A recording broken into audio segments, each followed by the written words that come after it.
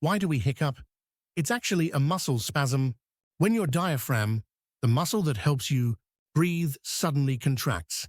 It forces air to rush into your lungs quickly.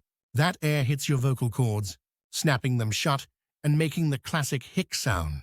But why does it happen? It could be from eating too fast, swallowing air, or even sudden excitement.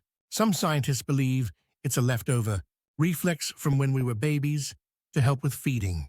Most hiccups are harmless and go away on their own, but they can be really annoying. Have you ever had unstoppable hiccups? Tell me in the comments.